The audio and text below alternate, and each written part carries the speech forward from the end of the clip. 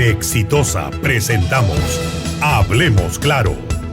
La inmensa mayoría de peruanos viven al día.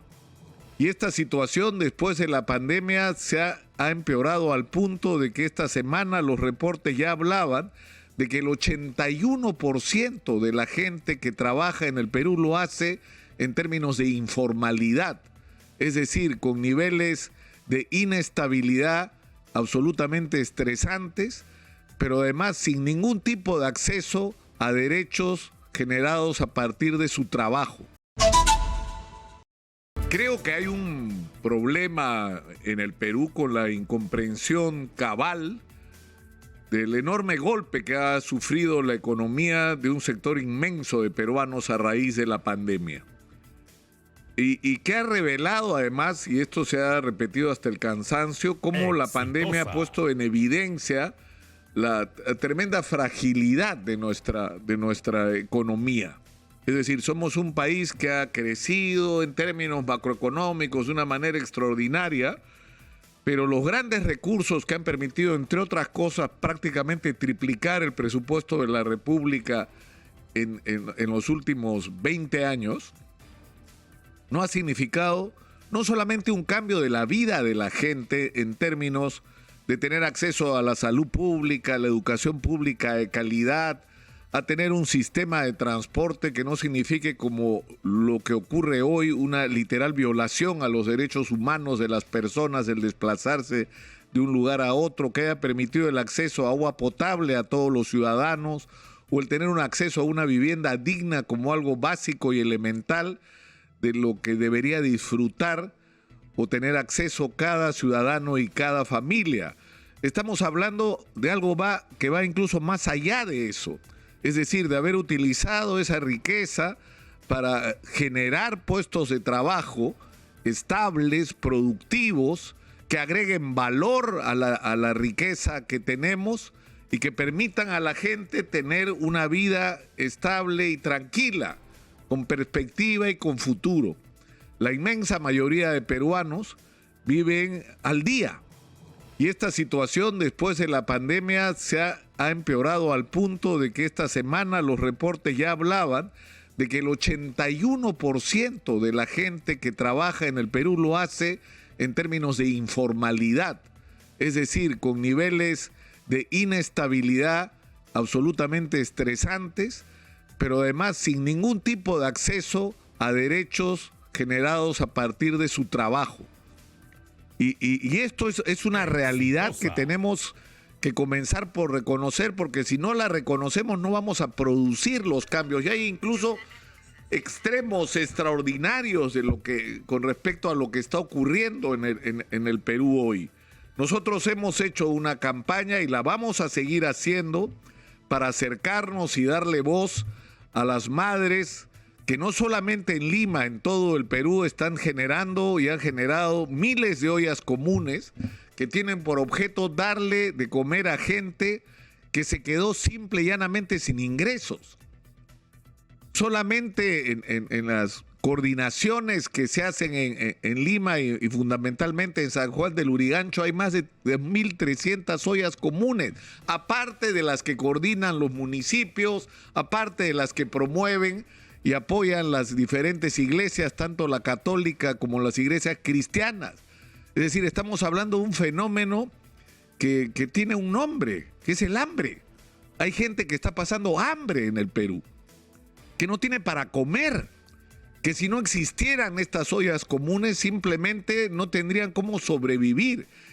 Y lo que llama la atención y enerva es cómo es posible que habiendo, por un lado, recursos, habiendo incluso no solo los recursos públicos, sino la voluntad de las empresas privadas, de las iglesias, como hemos dicho, incluso de personas particulares que son solidarias y que están dispuestas a aportar, que toda esta posibilidad de apoyo a esta gente que la necesita no se canalice de una manera articulada. Y acá la responsabilidad principal recae en el Ministerio de Inclusión Social y en los municipios, que tienen que saber qué es lo que esta gente necesita y organizar la ayuda que esta gente requiere.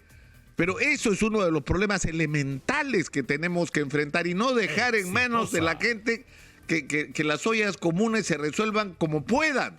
Y donde ocurre, porque lamentablemente ocurre, que hay días en que simplemente no se pudo, porque no se reunieron los recursos necesarios y no se le puede dar de comer a la gente, y eso significa que la gente no comió ese día. Y no estoy exagerando ni dramatizando, esa es una realidad que están viviendo una parte nada despreciable de nuestros compatriotas. Entonces tenemos que reaccionar frente a esta situación y con iniciativa y con rapidez. Porque es una obligación hacerlo, pero nos tiene que obligar esta acción a reconocer el nivel de problemas que estamos teniendo y el impacto que esto está produciendo sobre todo en nuestros niños. O sea, todos estos años nos hemos pasado hablando sobre la importancia de la alimentación adecuada en la infancia para que cuando porque si nuestros niños no son alimentados adecuadamente en los 3 o 5 primeros años de su vida, eso es irrecuperable. Porque un niño menor de 3 años anémico y desnutrido es un niño que no va a poder aprender y que por lo tanto sus posibilidades de crecimiento y éxito en el futuro quedan absolutamente limitados. Eso está pasando ahora. Estamos fabricando niños anémicos en los cerros. Y tenemos ese reto y tenemos esa responsabilidad de todos. Nosotros vamos a seguir haciendo lo nuestro. Porque además, ¿qué más podemos hacer desde un medio de comunicación que poner en evidencia el problema e incluso tratar de no ir con las manos vacías y llevar algo de ayuda de nuestra parte para que por lo menos pasen el día? Pero esto es una responsabilidad de las autoridades. Este es uno de los problemas urgentes que hay que enfrentar. Cuando se ha discutido el tema del precio del gas, a mí me ha sorprendido escuchar a gente diciendo sí, pero si se hace ese tipo de apoyo ciego, como le dicen, esto es un subsidio ciego, porque no solamente está ayudando a los más vulnerables, que se supone que son los que están en los ceros. Oigan, ¿en qué país viven?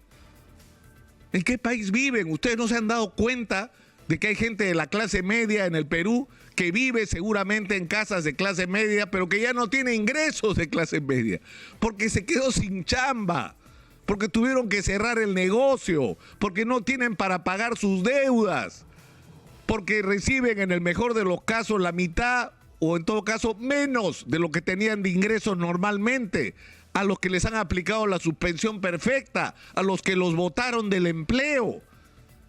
¿Y ustedes creen que a esa gente, porque vive en Lince, no le afecta el precio del gas? Pero por supuesto, porque nos hemos empobrecido en este último año y medio. Eso es lo que nos ha pasado.